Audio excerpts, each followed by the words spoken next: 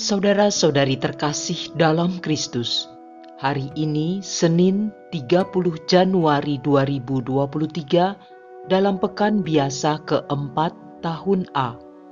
Bacaan dibawakan oleh Felicia Devina, Mazmur dilantunkan oleh Lydia Hanafi, dan renungan ditulis oleh Stefanus Joko Triantoro. Selamat menekuni Sabda Allah. Marilah mewujudkan kebaikan bersama untuk hidup dalam damai dan sejahtera.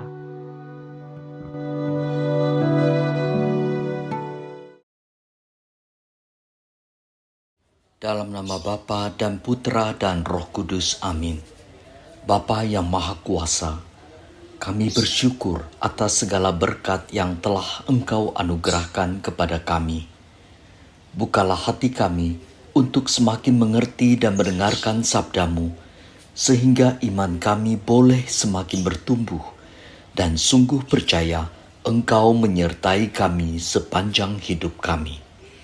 Demi Yesus Kristus, Tuhan dan pengantara kami. Amin.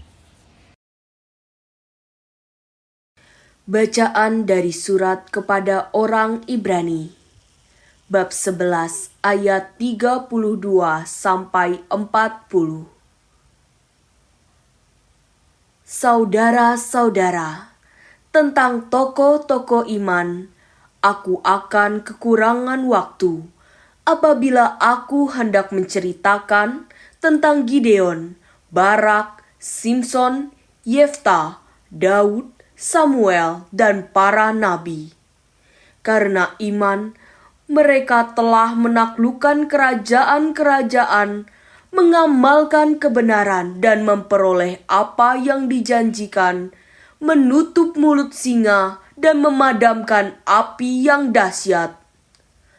Mereka telah luput dari mata pedang dan telah beroleh kekuatan dalam kelemahan.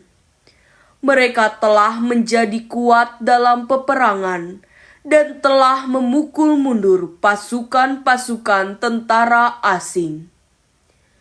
Karena iman, para ibu telah menerima kembali orang-orangnya yang telah mati, sebab mereka dibangkitkan. Ada lagi orang-orang yang membiarkan dirinya disiksa dan tidak mau menerima pembebasan karena mereka mengharapkan kebangkitan untuk hidup yang lebih baik. Ada pula yang diejek dan didera, bahkan ada yang dibelenggu dan dipenjarakan. Mereka dilempari batu, digergaji, dan dibunuh dengan pedang. Mereka mengembara dengan berpakaian kulit domba atau kulit kambing, sambil menderita kekurangan, kesesakan, dan siksaan. Dunia ini bukan tempat yang layak bagi mereka. Mereka mengembara di padang gurun dan di pegunungan, dalam gua-gua dan dalam celah-celah gunung. Iman mereka telah memberi mereka suatu kesaksian yang indah. Namun mereka semua belum memperoleh apa yang dijanjikan itu. Sebab Allah mempunyai rencana yang lebih baik bagi kita semua. Tanpa kita, mereka tidak dapat sampai kepada kesempurnaan. Demikianlah sabda Tuhan.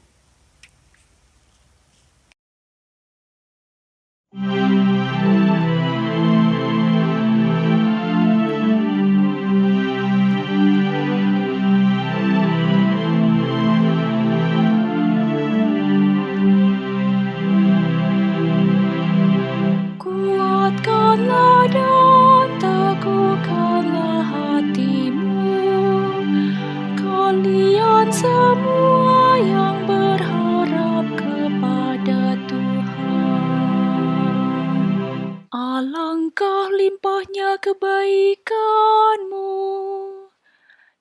yang telah kau lakukan di hadapan manusia,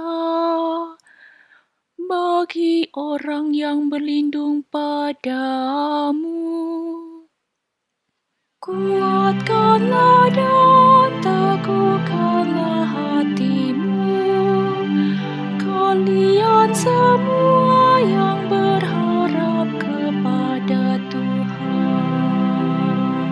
Engkau menyembunyikan mereka dalam naungan wajah-Mu terhadap persekongkolan orang-orang. Engkau melindungi mereka dalam pondok terhadap perbantahan lidah.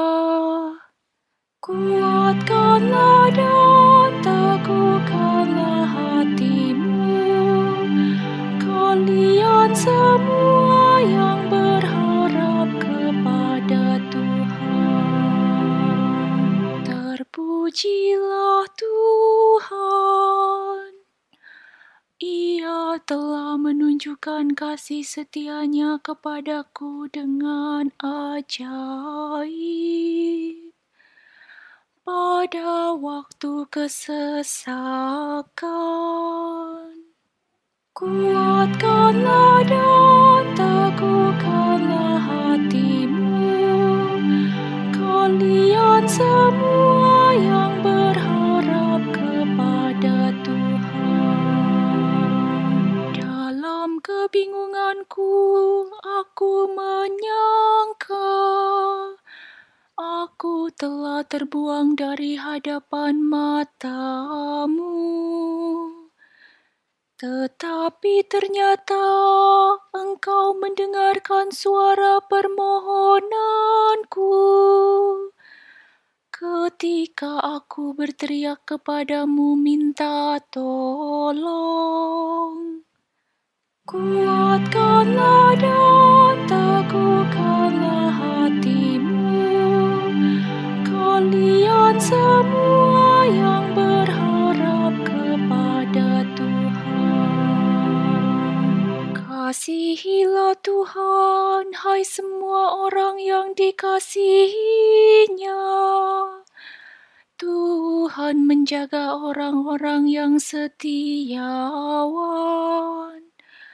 tetapi orang yang congkak diganjarnya dengan tidak tanggung-tanggung. Kuatkanlah dan teguhkanlah hatimu, kalian semua yang berharap kepada Tuhan.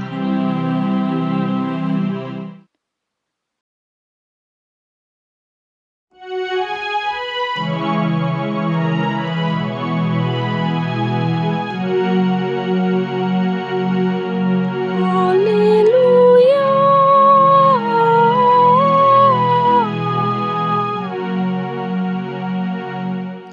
Seorang nabi besar telah muncul di tengah kita, dan Allah mengunjungi umat-Nya. Haleluya.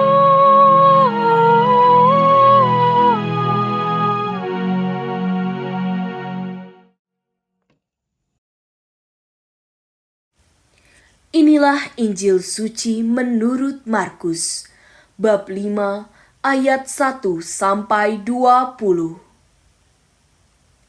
Sekali peristiwa, sampailah Yesus dan murid-murid-Nya di seberang danau Galilea di daerah orang Gerasa. Baru saja Yesus turun dari perahu, datanglah kepadanya seorang yang kerasukan roh jahat dari pekuburan. Orang itu diam di sana, dan tidak ada lagi yang sanggup mengikatnya dengan rantai sekalipun. Sudah sering ia dibelenggu dan dirantai, tetapi rantai itu diputuskannya dan belenggu itu dimusnahkannya. sehingga tidak ada seorang pun yang cukup kuat untuk menjinakkannya. Siang malam ia berkeliaran di perkuburan dan di bukit-bukit sambil berteriak-teriak dan memukuli diri dengan batu. Ketika melihat Yesus dari jauh, berlarilah ia mendapatkannya.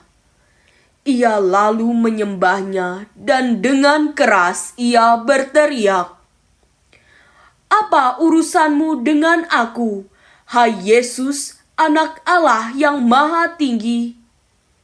Demi Allah, jangan siksa aku." Karena sebelumnya Yesus mengatakan kepadanya, "Hai engkau roh jahat, keluar dari orang ini." Kemudian Yesus bertanya kepada orang itu, "Siapa namamu?" Jawabnya, "Namaku Legion, karena kami banyak." Ia memohon dengan sangat supaya Yesus jangan mengusir roh-roh itu keluar dari daerah itu. Adalah di sana, di lereng bukit, sekawanan babi sedang mencari makan. Lalu roh-roh itu meminta kepada Yesus, katanya, "Suruhlah kami pindah ke dalam babi-babi itu, dan biarkanlah kami memasukinya." Yesus mengabulkan permintaan mereka. Lalu keluarlah roh-roh jahat itu dan memasuki babi-babi itu.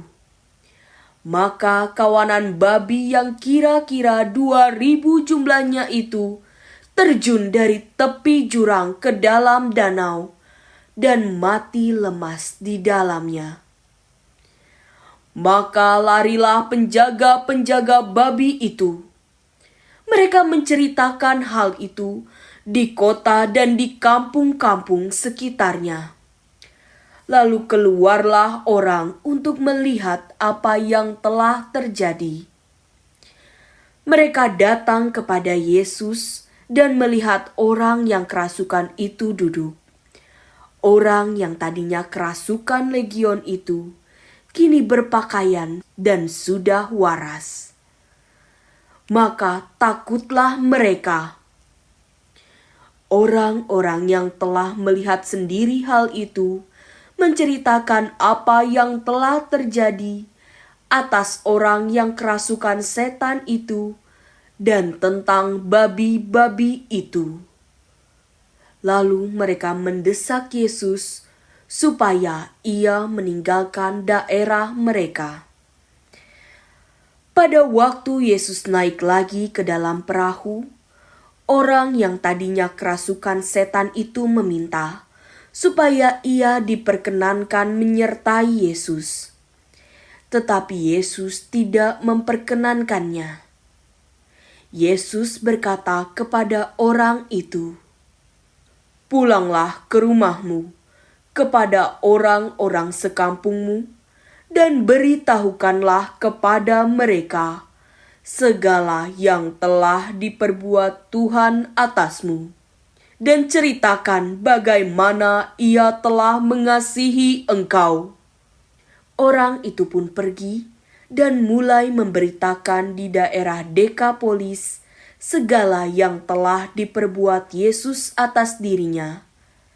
Dan mereka semua menjadi heran. Demikianlah sabda Tuhan.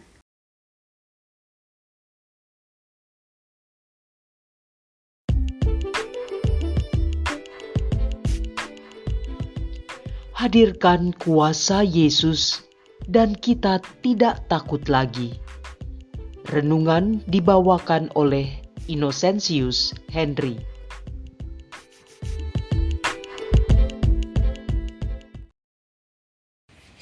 Bapak, Ibu, saudara-saudariku, dan anak-anakku yang dicintai Yesus Kristus.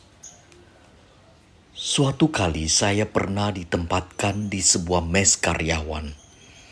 Pada saat itu, hanya ada saya dan seorang penjaga di tempat itu. Penjaga berpesan kepada saya, "Mas, kalau malam-malam jangan sering-sering keluar ya." "Emangnya kenapa, Pak?" tanya saya. "Tempat ini angker. Pernah ada yang bunuh diri di sini," jawab penjaga itu. Mendengar hal itu, saya menjadi ketakutan. Sepanjang malam saya hanya berdiam diri di dalam kamar, tidak berani keluar. Walaupun saya ingin sekali buang air kecil, tetapi saya coba tahan karena saya selalu teringat cerita bapak penjaga tersebut. Tidur menjadi tidak tenang dan tidak berani mematikan lampu. Saya seolah-olah mendengar suara aneh. Saat itu, saya tidak lagi dapat menggunakan pikiran sehat, sehingga malam itu menjadi malam yang sangat panjang bagi saya, malam yang penuh dengan ketakutan. Rasa takut akan setan dan roh jahat telah begitu menguasai saya saat itu. Bahkan ketika saya mencoba untuk berdoa, rasanya saya jadi tidak bisa fokus berdoa. Pikiran saya ngawur kemana-mana. Ini benar-benar menjadi pengalaman yang tidak mengenakan buat saya. Bagaimana kalau Anda ditempatkan di posisi saya tersebut? Apakah Anda juga akan merasakan hal yang sama? Pertanyaannya sekarang adalah, mengapa kita sebagai anak-anak Tuhan, pengikut Yesus Kristus, masih saja bisa ditakut-takuti oleh setan dan roh jahat? Bukankah kita semua anak-anak Tuhan yang senantiasa dijaga olehnya? Atau apakah mungkin karena kita tidak yakin akan kuasa Tuhan yang dapat menolong kita? Lalu jika kita sendiri belum sungguh-sungguh percaya, bagaimana mungkin kita dapat menceritakan kepada orang lain tentang kuasa Tuhan Yesus? Dan lucunya, kita lebih takut pada setan dan roh jahat daripada kepada Tuhan kita sendiri. Bapak, Ibu, saudara-saudariku, dan anak-anakku yang dicintai Yesus Kristus, Injil Markus kali ini menceritakan bagaimana superioritasnya Tuhan Yesus atas roh jahat. Bahkan roh jahat baru melihatnya saja sudah begitu sangat ketakutan dan memohon-mohon agar mereka tidak dibinasakannya. Yesus bersedia datang untuk menyelamatkan dan membebaskan satu anak manusia yang dibelenggu dan dikuasai oleh roh jahat. Karena kasih-Nya, Ia tidak akan membiarkan seorang pun dari kita manusia jatuh dan dibelenggu oleh dosa dan roh jahat. Lalu, bagaimana seharusnya tanggapan kita terhadap kuasa dan kasih yang ditunjukkan Yesus kepada kita? Tuhan Yesus adalah Allah yang berkuasa atas segala roh jahat yang mengganggu manusia. Ia menginginkan kita semua sungguh-sungguh percaya kepada-Nya, sehingga kita dapat menjadi saksi-saksinya. Mari kita teguhkan hati kita untuk selalu yakin dan percaya akan kuasa dan kasih Yesus Kristus kepada kita. Ia selalu ada untuk kita. Ia selalu berdiri di depan pintu hati kita, menunggu kita untuk membuka pintu itu, agar Ia masuk dan membiarkan Dia menjadikan kita sebagai alat karya kasih-Nya, sehingga semakin banyak orang diselamatkannya dari dosa dan roh jahat, dan semakin banyak pula orang yang memperoleh hidup kekal. Marilah kita berdoa. Bapa yang Maha Kasih, Tuhan Yesus Putramu telah menunjukkan kuasa-Mu atas roh jahat. Kirimkanlah Roh Kudus-Mu untuk membimbing kami agar semakin percaya dan yakin akan kuasa kasih-Mu, dan kami semakin berani melawan setan, roh jahat dan dosa, sehingga kami tidak binasa dan beroleh hidup yang kekal. Kemuliaan kepada Bapa dan Putra dan Roh Kudus, seperti pada permulaan, sekarang, selalu, dan sepanjang segala abad. Amin. Dalam nama Bapa dan Putra dan Roh Kudus. Amin.